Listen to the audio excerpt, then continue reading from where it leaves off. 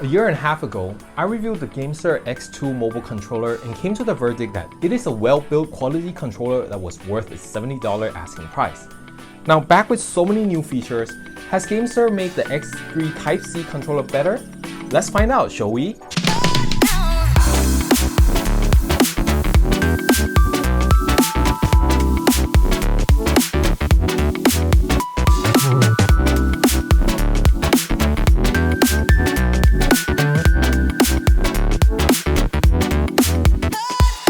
Hey, what's up everybody, I'm Edward. In today's video, I will be going over the specification and features of the GameSir X3 Type-C Peltier cooled mobile gaming controller, and also share with you my initial usage feedback after using it to play a bunch of mobile games and emulator games over the past 2 weeks.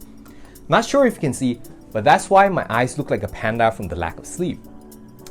And because this new revision now comes with an interesting cooler, I'll also be sharing my test and usage results with you so you can see that if this is a controller for you, or if it is a good reason for you to upgrade if you already own an Android controller.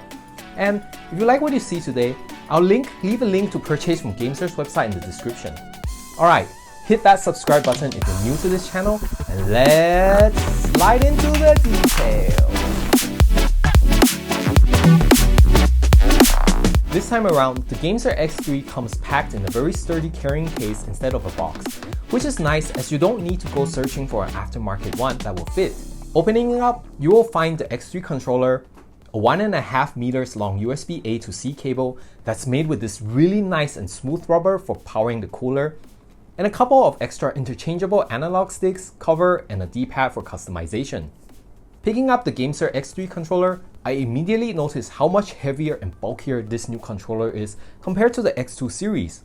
Weighing at approximately 280 grams, it is 100 grams heavier than the X2 Type-C that I previously reviewed, and is slightly thicker but not by too much.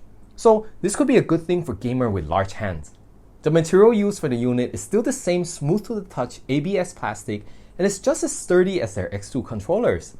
I also noticed that the trigger buttons are still using the same digital buttons like on the Nintendo Switch instead of analog despite the larger chassis, which I think is a missed opportunity for GameSir as there are very few telescopic controllers with analog triggers, and this could be a major selling point.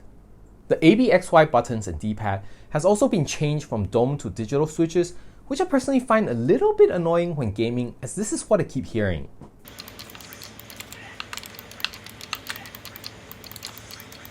On the back, the rubber grips that I love are now replaced with patterns molded into the plastic for grip that works just as well, but lacks the soft to the touch feeling.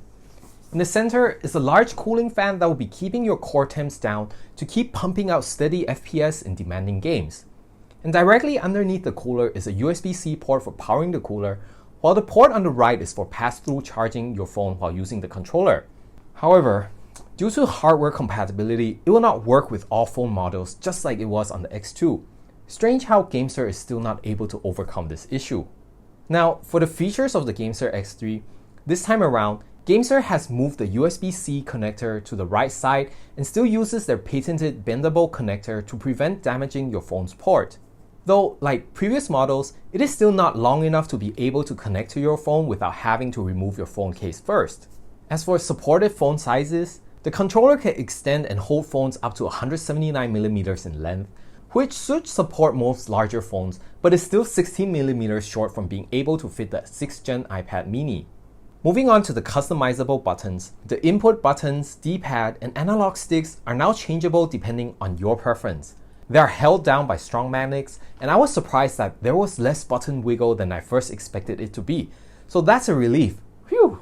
The input buttons layout can be swapped around between an Xbox controller layout for cloud gaming and mobile gaming, or a Nintendo Switch controller layout for Switch emulation, and the D-pad comes in 2 flavors, which, to be honest, I don't really like the protruding design here as it feels quite flimsy unlike the Xbox Elite controller. There's also an extra pair of analog sticks with slightly longer shafts and 2 pairs of analog stick caps to choose from. The buttons can also be mapped to on-screen controls with GameSir's app for games that don't support controllers natively, but I find it quite clunky and not always working as intended.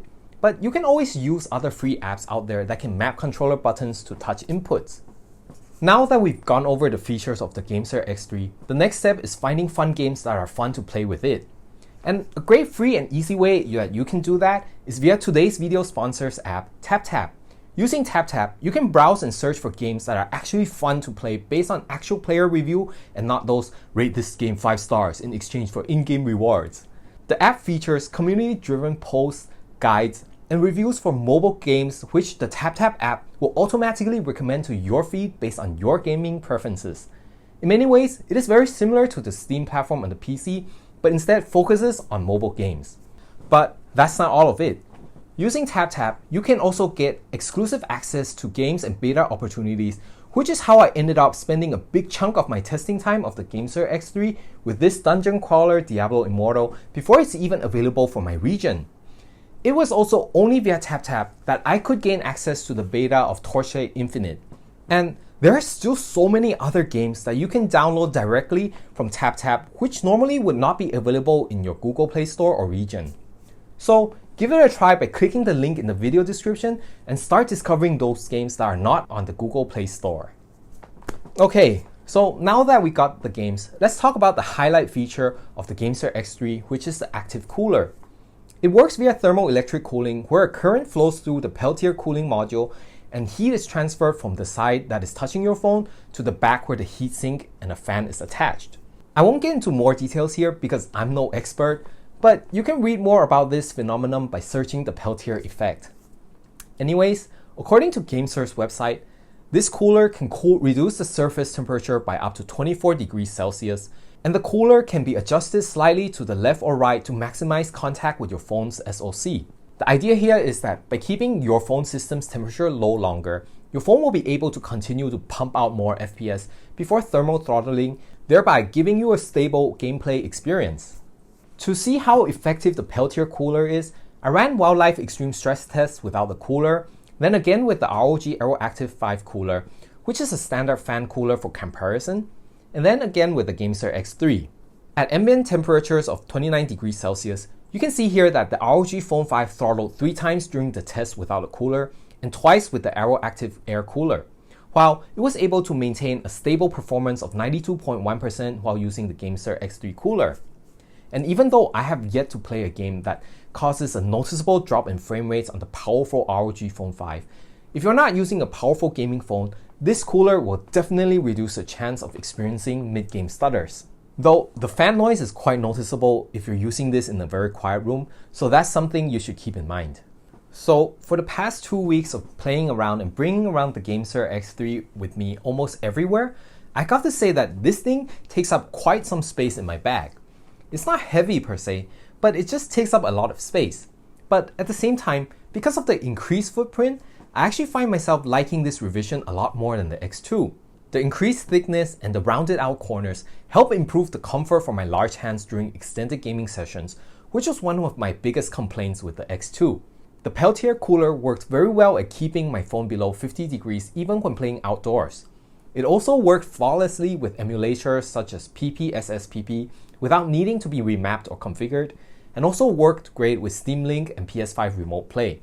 The only thing that I would like GameSir to improve on is somehow figure out a way to have pass-through charging port both charge the phone and power the cooler, so I won't need 2 cables, or somehow have the cables all gather together at the same place. But as I only had 2 weeks to test it out, I will post my updates in the description if I encounter anything in the near future. So yeah, overall at $100 US, the GameSir X3 is a solid but expensive Android controller that performs its job well. Although it is a controller that I will only recommend to those who need a very stable performance while squeezing every last drop of gaming performance from their phone. For emulators or casual gaming, getting this would be an overkill. Alright, thank you TapTap for sponsoring today's video, and thank you GameSir for sending me this review unit. And as always, thank you guys for watching. If you have any questions about the GameSir X3, drop them in the comments below and I'll try my best to answer them. If you enjoyed today's video, hit that like button as it will help this channel a lot more than you know it, and I'll see you again in the next video. Ciao!